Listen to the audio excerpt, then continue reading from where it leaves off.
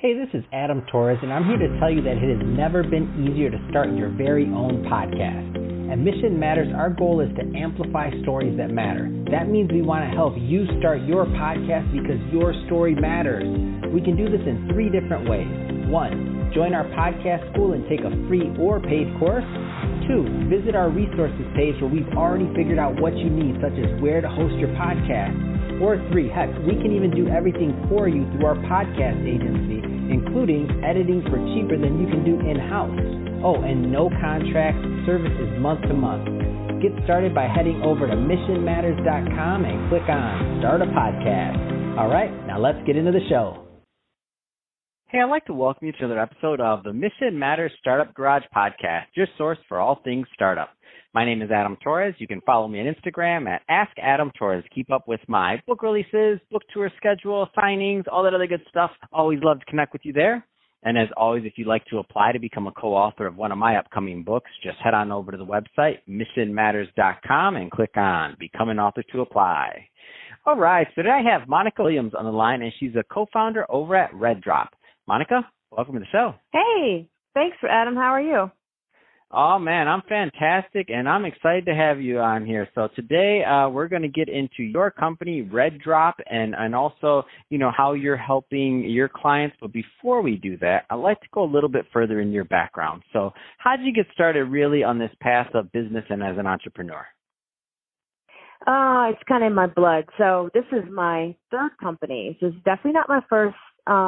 And I would say it just honestly is in my blood. My first company happened sort of as a result of a life experience. I had a baby, and I hated how her pacifier used to fall out when she was in that rear-facing car seat. So I solved that problem. My second one was covered thinning hair, and so we solved that problem.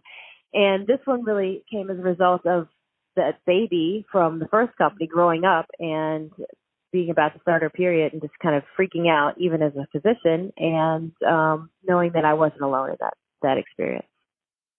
Wow, what an amazing story. So there's different types of entrepreneurs out there. There's the kind that they think of something and they want to launch something, and then there's problem solvers.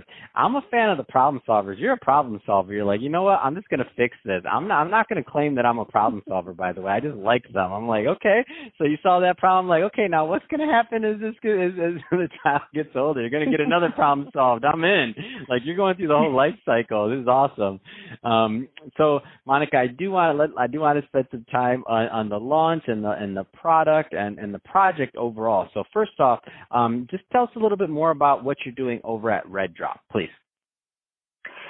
So at RedDrop, we aim to educate and equip girls in their most important time in their life when they are transitioning from a girl to a woman. And that really drove our team. So there are 3 co-founders. So like I mentioned, it drove me because I was experiencing this. I had a daughter. My co-founder Dana is in the education space, and it drove her because she was experiencing it from the perspective of a teacher. And we found that the majority of girls, at least in America, start their period at school just by virtue of the time spent in schools. And obviously not this year, but generally in school. And then our 3rd co-founder, Mike, as a dad, because fatherhood's changing, and parenting is a team sport, and a lot of times dad kind of feels like, well, mom's got it, and mom has learned how to manage her period, but did she learn what a period was and how to really educate her daughter and the most efficient ways to do that in middle school? And so that's really how our team started, and that's what drove us to try and solve this problem.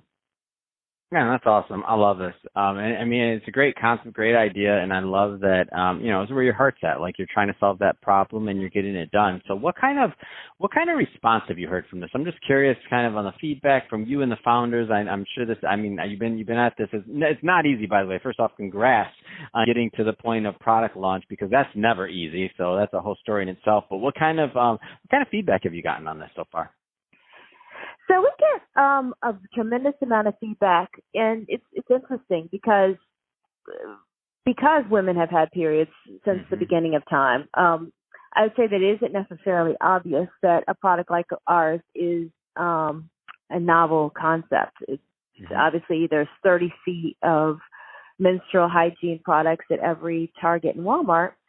But what we've learned and the response we've gotten from our audience is that it is true that the big brands don't really address girls. And that's the majority of American girls start their period at 12, which is 6th or 7th grade, and they're smaller. So having a product like ours that really, from a physical perspective, addresses their needs better.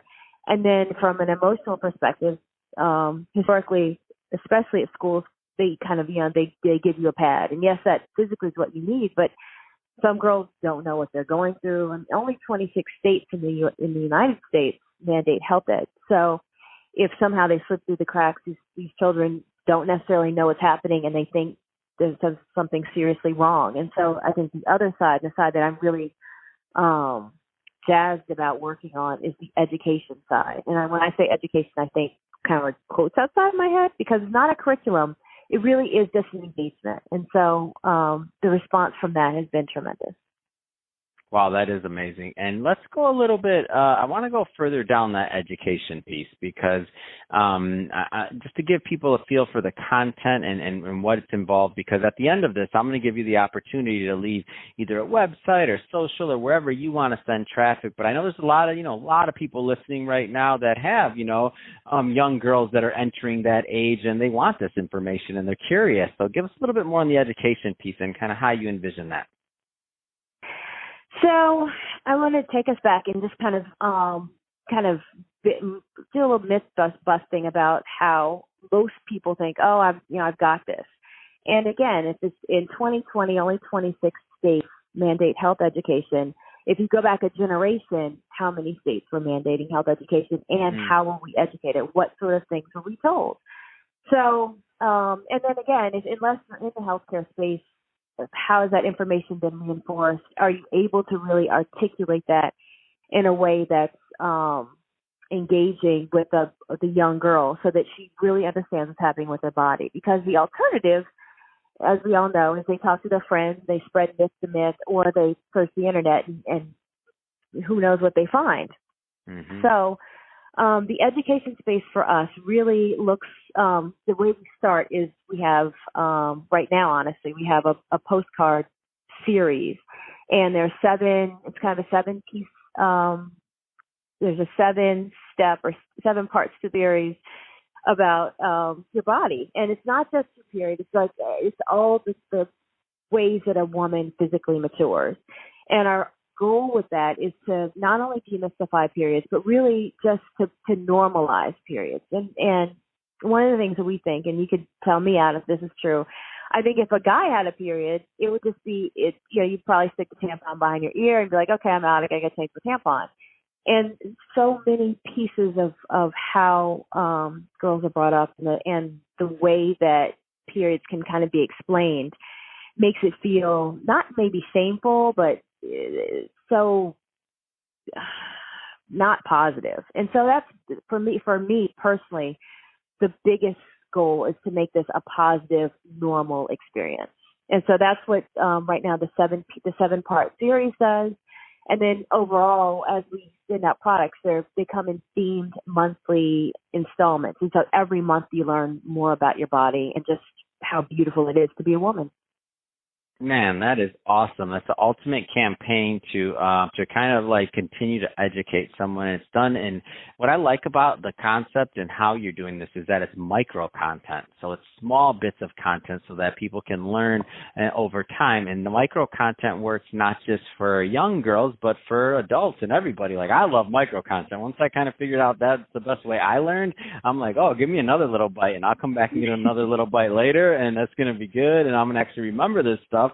And you're going to make it engaging, and you're going to give me maybe a little fact or something else. I'm like, oh, I didn't know that. And it sticks with you. So it's a different way of getting content so that you're getting through the crowd, you're getting through everything else. And then possibly for those that I see this as even larger platform, which is it's already solving a need, but I can see this inspiring some of those young women into going into the sciences and other things like that, just from sparking their curiosity and waiting for that next postcard or that next fact or that next thing to learn about their body. Like, I could see it sparking a lot of creativity too as a side effect. Wow. I love the way you put that, Adam. I think I'm going to change some of my wording. You're good. I got you covered. This is my business here, Monica. Yeah, Gotcha. I appreciate it. This is what I do. But it's true. Like that's like there's going to be a lot of unforeseen benefits I can see in your model that you're going to find out over time from like user feedback and things like that. Like that's because it's worked in other industries, and now what you're doing is you're doing it in this industry, which is essentially solving a big problem. And it's funny that you said, yeah, if you gave it to a guy, just put the pad behind their ear. And I was thinking when you said that, I was like, man, guys are the worst. And okay, if anybody's out there listening, whatever, I'm the worst. I'll say it on me. But I'm like, I'll die from like a toenail because I won't go to the doctor. Why? Because I never go to the doctor, and I don't care. And they'll say, what happened, Adam? Why'd your foot turn black and did you die? Well, I don't know. I'm not going to the doctor. I'll walk it off. Like, guys are the worst.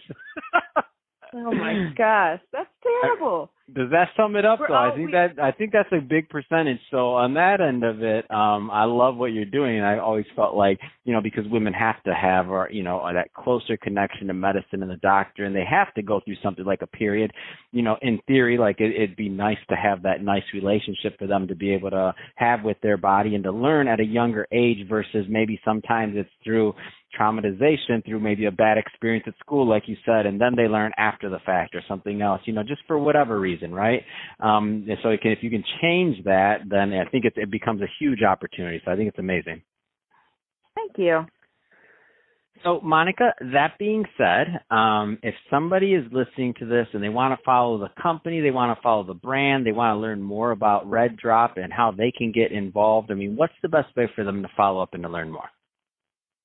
Well, the best way is to visit our website. The best way is to visit our website. It's www.tryreddrop.com, TRYREDDROP.com. You can also follow us on Instagram and Facebook at RedDrop. And then I'm on LinkedIn. My name is Monica Williams. Fantastic. Well, Monica, it's been awesome having you on the show today. And great. Yeah, I love the cause. I love what you're doing. And I think you're going to help a lot of young women out there and parents. So we didn't even talk about the parent side, but there's a lot of parents out there that need that education too. And like you said, maybe they need a little bit of a boost there. And the micro content, all the things you're doing, and I think it's just you're creating some really good win-win situations. So again, thank you for coming on the show. It's been a pleasure. And to the audience, as always, thank you for tuning in. Hope you got a lot of value out of this. If you did, don't forget to subscribe to the podcast, leave me a review on the Apple iTunes Store, and if you're watching this on our YouTube channel, Mission Matters Startup Garage, definitely give us a subscribe there, but also leave us some comments in the video. Love to know what kind of projects and things that you're working on. And Monica, thanks again for coming on the show. Thanks, Adam.